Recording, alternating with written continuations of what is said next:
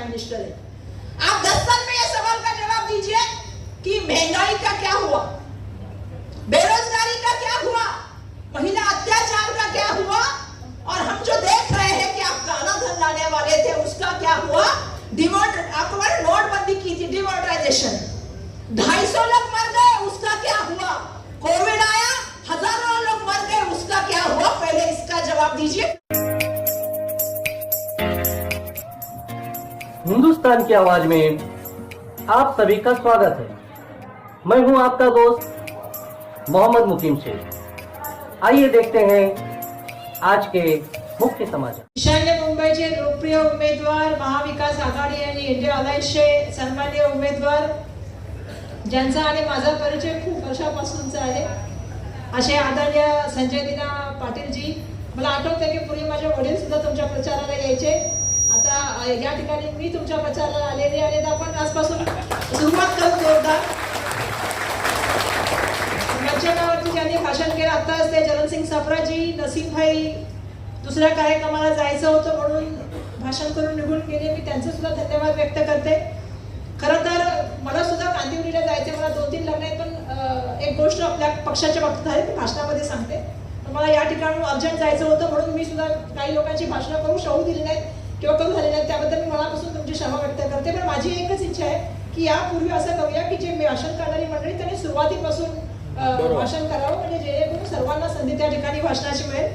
जसं मी सांगितलं की आमचे मार्गदर्शक वीरेंद्र बक्षी साहेब, जनेट डिसूजाजी, संतोषजी यांच्याशी माझी भेट झालेली, माझी भेट झाली होती. त्यांना माहिती शिवसेना भवनामध्ये ज्यावेळेला भारत जोडो न्याय यात्रा सुरेशजी आणि त्या सगळ्यांशीच बसले होते त्यावेळेला, आणि माझी बैठक झाली होती त्यांच्याशी माझी त्यावेळेला ओळख झाली. गीतेजी धन्यवाद मानते मी, रॉय मणीजींचे जिल्हाध्यक्षांची ज्यांनी हा कार्यक्रम आयोजित केला. सुरेश कोपरकर साहेबांनी माझ्या मनातलं भाषण केलेलं संजय भाऊ लक्षात ठेवा, कारण मी सुद्धा तेच बोलणार आहे की शेवटी अध्यक्ष म्हणून आज ही मीटिंग मी याच्यासाठी लावलेली आहे की आमच्या कार्यकर्त्यांना सन्मान मिळाला पाहिजे आणि निवडून आल्यानंतर त्याचं काम झालं पाहिजे. या ठिकाणी उपस्थित सर्व मान्यवर नेतेगण, सॉरी मी माझे नाव नाही घेत तर माफ करा मला, कारण पूर्ण सगळ्यांचीच घ्यावी लागते.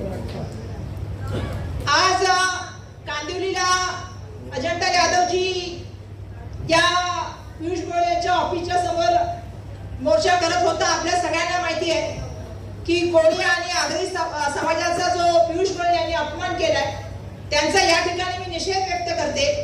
खरं तर केंद्रीय मंत्री आणि उत्तर मुंबईचे भाजपाचे उम्मीदवार ज्यावेळी मतदारसंघ में जा रहे थे तो उनको जो है वो मासे मछली का नहीं पास आना चाहिए, इसलिए उन्होंने रुमाल मुंह पे लगाया था. जो हमारे कोळी बांधव है, आगरी बांधव है, वो हमारे भूमिपुत्र है, वो हमारे आद्य नागरिक है, तो उनके सम्मान के लिए कांग्रेस पार्टी खड़ी है. वहां पे आंदोलन करते हुए भाजपा के जो लोगों ने, भाजपा के कुछ लोगों ने उनके ऊपर जो भयानक हमला किया है उसका मैं यहाँ से निषेध करना चाहती हूँ. और अजंता जी पुलिस स्टेशन में है तो वर्षा गायकवाड़ को भी बाद में पुलिस स्टेशन में उनके साथ होना चाहिए. इसीलिए यहाँ से मैं कांदिवली जा रही हूँ. मुझे आप सबसे कुछ कहना है कि मैंने ये मीटिंग क्यों लगाई. पहले मीटिंग दक्षिण मुंबई की लगाई, फिर मीटिंग दक्षिण मध्य मुंबई की लगाई, आज मीटिंग ईशान्य मुंबई की है, और कल मीटिंग जो है वो हमारी नॉर्थ वेस्ट जो हमारी सीट है उसके वायव्य, उसके सीट के लिए हमने कल मीटिंग लगाई है. हमने क्यों मीटिंग लगाई है? क्योंकि संजय भाऊ संगठन से आए हैं, सचिन भाऊ तो बहुत अच्छा एक्सपीरियंस रखते हैं, वो एक पार्टी के तभी अध्यक्ष थे जब मैं विधायक थी. मुझे मालूम है कि आघाड़ी बिल्कुल है, लेकिन साथ में हम सबको ये देखना पड़ेगा कि हमारी पार्टी की तरफ से हर कार्यकर्ताओं को दिखना चाहिए कि हमारा उम्मीदवार ये है, और उनको भी समझ में आना चाहिए कि कार्यकर्ता जो पार्टी के लिए काम करते हैं, जो उनके लिए आज से लेके 20 तारीख तक लड़ने वाले हैं, वो सब आप है. बिल्कुल, मतलब 20 तक तो लड़ना काम हमारा है, 20 के आगे 4 तारीख के बाद लड़ना आपका काम है, उनके लड़ना काम आपका है. क्यों? क्योंकि मैं जानती हूँ, क्योंकि संगठन की बात हो रही है. वर्षा गायकवाड़ तो अकेले भी कैबिनेट में मिल सकती थी. वर्षा गायकवाड़ तो संजय भाऊ ने मुझे उस दिन भी प्रोग्राम में बुलाया था, मैं उस दिन के प्रोग्राम में आ सकती थी, लेकिन वर्षा गायकवाड़ की इज्जत, वर्षा गायकवाड़ की गरिमा और वर्षा गायकवाड़ की पीठ की हड्डी कोई है तो आप सब हो। आप सबके बगैर मैं नहीं मिल सकती, आप सबके बगैर मैं नहीं मिल सकती, क्योंकि आपके साथ मिलूंगी और संजय बाबू से मैं आपके साथ मिलूंगी और संजय बाबू से कहूंगी कि वर्षा गायकवाड़ और वर्षा गायकवाड़ के परिवार की इज्जत आपको करनी है। देखिए, कांग्रेस परिवार में आप रह चुके हैं तो आपको पूरा अनुभव है, आपको पता है, सब कुछ मालूम है, एनसीपी का भी अनुभव है, और सबने कहा आप नसीब के धनी हैं, शायद आपके माता पिता का आशीर्वाद है। मैं मानती हूँ क्योंकि मैंने आपके पिताजी को बहुत नजदीक से देखा है। आज मुझे खुशी होती है, अगर आपकी माता जी होती तो वो भी खुशी से समझ जाती, क्योंकि आपको बनाने में उनका भी बहुत बड़ा योगदान है। क्योंकि आज इसलिए मैं माता पिता का आपके जिक्र कर रही हूँ कि जिक्र होना चाहिए यहाँ पे, तो इसीलिए किसी की पुण्याई अगर इनके काम में आ रही तो इनके माता पिता रात भर जो काम करते थे उनकी पुण्याई यहाँ पे काम कर रही है। मुझे एक चीज कहनी है कि ये इलेक्शन हम सब के लिए क्यों महत्वपूर्ण है। सबका भाषण आपने सुना, आज हमने पहली बार देखा कि महाराष्ट्र के इतिहास में, देखो सचिन भाऊ जब हमारे एनसीपी के अध्यक्ष थे, भाऊ हमारे साथ थे, शिवसेना पार्टी अलग थी, कभी हमने ऐसा कभी व्यवहार उनके साथ किया? जब भी हम सरकार में रहते थे कभी हमने उनके साथ ऐसा व्यवहार किया कि उनके कुछ लोगों को तोड़ो? जब से मोदी शाह की सरकार बनी है उन्होंने क्या काम किया है? सरकारी तिजोरी को जो है वो खाली करना। अपने भाऊ इमोशनल झाला ते समजू शकते मी कारण मला पण झालं असतं माझे, तर मला पण ती समजू शकते मी कि अपने जो है ना वो तिजोरी को कम करना। मैं तो सवाल पूछना चाहती हूँ, जब आपके पास आए तो आपको सवाल पूछना चाहिए।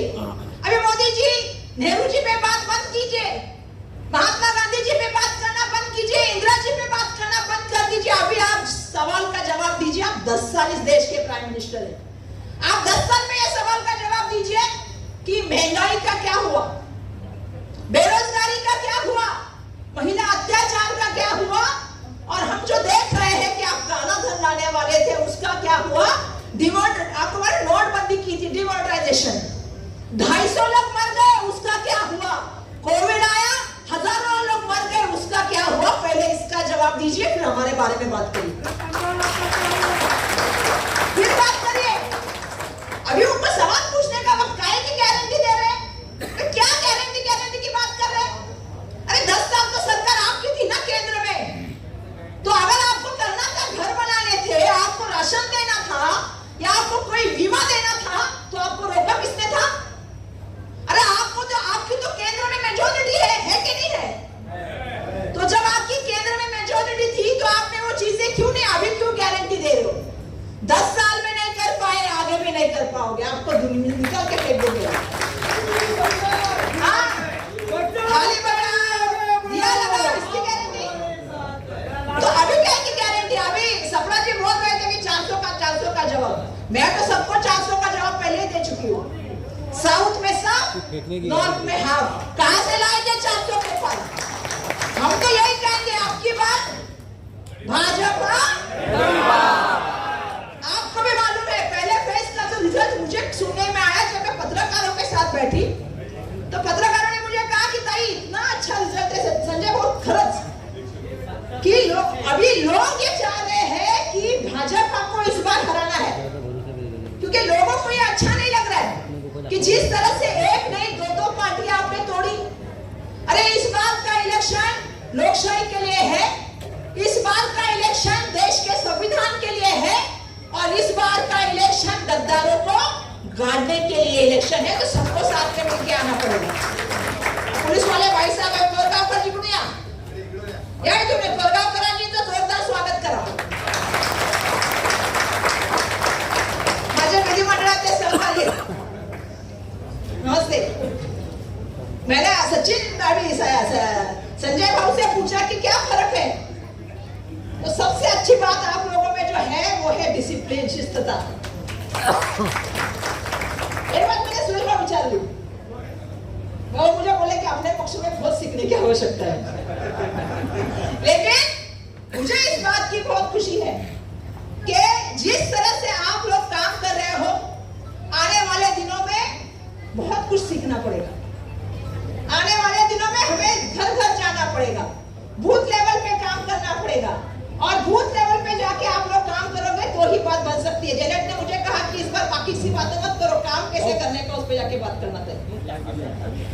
लेकिन मुझे एक चीज कहनी है, जिस तरह से आप देख रहे हो कि अब जो देख रहे हैं हम लोग, जब से ईडी की सरकार, एकनाथ शिंदे जी की सरकार बनी है, सब चीजें दोस्तों को जा रही है। 2 साल से तो इलेक्शन ही नहीं हो रहा है। हो रहा है क्या मुंबई महानगर पालिका का इलेक्शन? 1 लाख करोड़ रुपया खर्चा हुआ, वो कहां खर्चा हुआ बताइए? तो आप सबको पता है कि क्या चीज है, आप सबके पास सब चीजों का जवाब है। वो झूठ पे झूठ बोले जा रहे। पूरे मुंबई भर में इतना पैसा खर्चा किया, कहां से लाया पैसा पूछा आपने? एक जगह से, मैं तो कल एक मुंबई के मॉल में गई थी, भाऊ दीदी दादा स्क्रीन, हर स्क्रीन बीजेपी ने लिया है और हर स्क्रीन पे गारंटी देख रहे हैं। जब भी गारंटी और फोटो देखना तब ये सोचना हमारे 15 लाख आ गए। फेंकने की गारंटी है, फेंकने की गारंटी। और जितना ज्यादा फेंकेंगे बाद में कहेंगे कि जुमला था।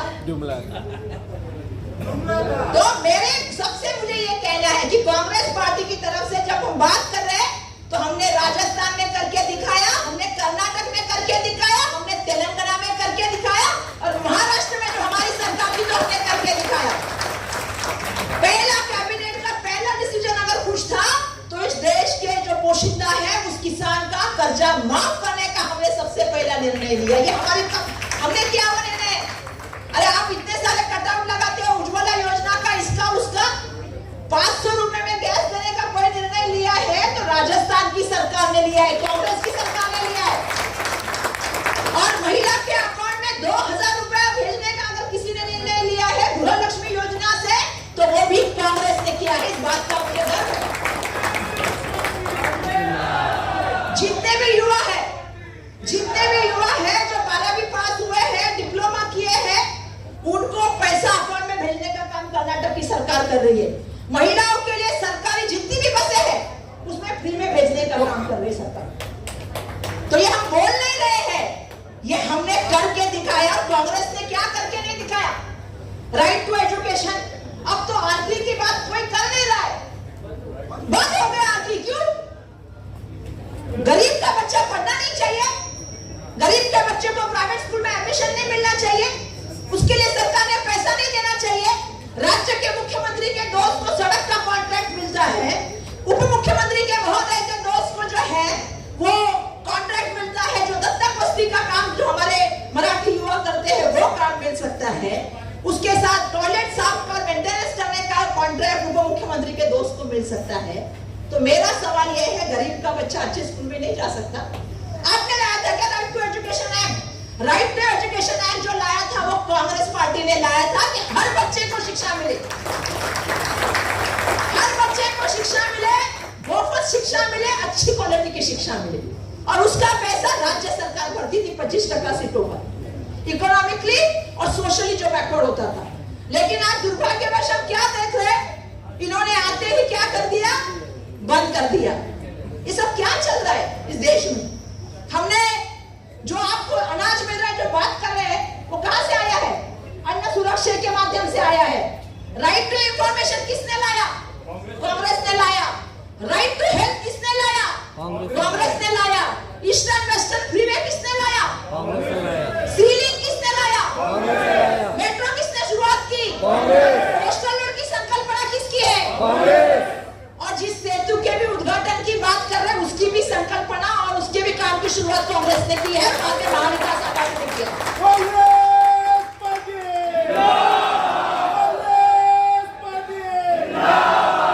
अरे हमको मत बताओ 10 साल मोदी जी आपने हमें क्या दिया? बताइए मुंबई में मोदी जी ने क्या किया 10 साल में? यहाँ से कुछ भी नहीं, उद्योग लेके गए, सब गए। मुझे इस बात का गर्व है कि जब इंदिरा जी देश की प्राइम मिनिस्टर थी तो 75 में जब हुआ था, उन्होंने फोटो पास का निर्णय अगर किसी ने झोपड़पट्टी के लिया तो इंदिरा गांधी जी ने लिया। संजय गांधी योजना का निर्णय किसी ने लिया तो इंदिरा गांधी ने लिया। आपने क्या किया बताइए? मैं सबसे पूछना चाहती हूँ, योजना बता दीजिए। अरे 10 मंत्रियों के नाम बता दीजिए।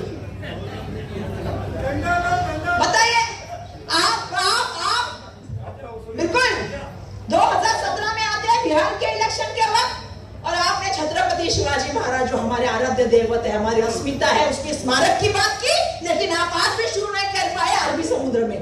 मैं यहाँ से आपसे कहना चाहती हूँ, जो बाबा साहब का स्मारक की बात आप कर रहे हो ना, वो भी महाविकास आघाड़ी के कार्यकाल में शुरू हुआ है, आपके कार्यकाल में शुरू नहीं हुआ है।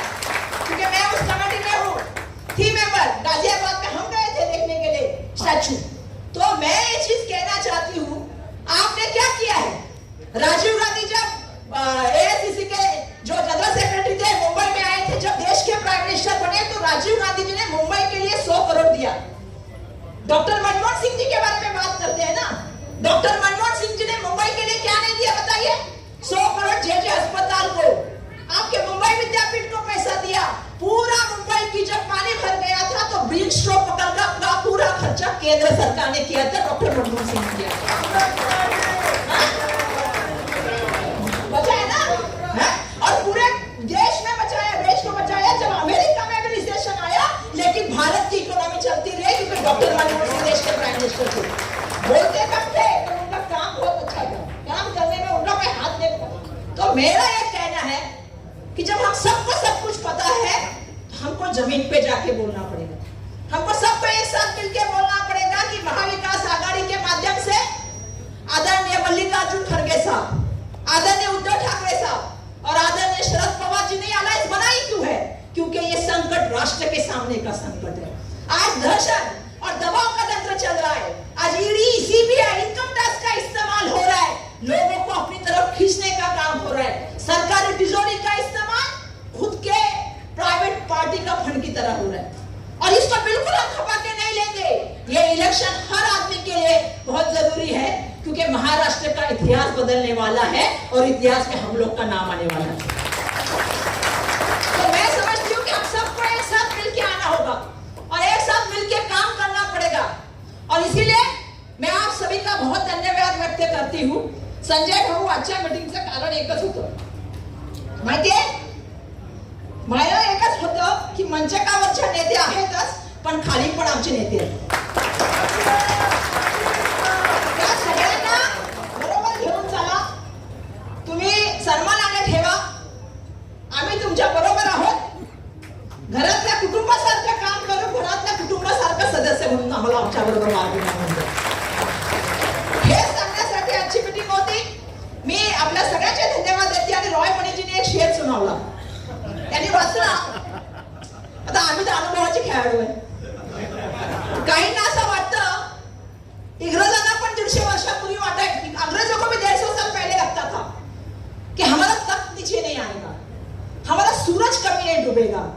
पर देखिए स्वतंत्रता का संग्राम, सब लोग एक साथ आए, जात, धर्म, प्रांत, भाषा सब छोड़ के सब एक साथ आए और सबने क्या किया? इस देश की स्वतंत्रता के लिए काम किया। तो क्या हुआ? उनका भी सूरज, इनका भी डूबेगा, डूबेगा ना? इनको भी लगता है कटआउट लगाने से, स्क्रीन लगाने से, गारंटी टीवी लेने से हम जीतेंगे, नहीं जीतेंगे। तो एक शेर बोल के खत्म करूंगी, उड़ने दो मिट्टी को, इसको उड़ने दो मिट्टी को, कहां तक उड़ेगी? उड़ने दो मिट्टी को, कहां तक उड़ेगी? हवा का रूप बदल जाएगा, जमीन पे आके गिरेगी। वाह वाह वाह,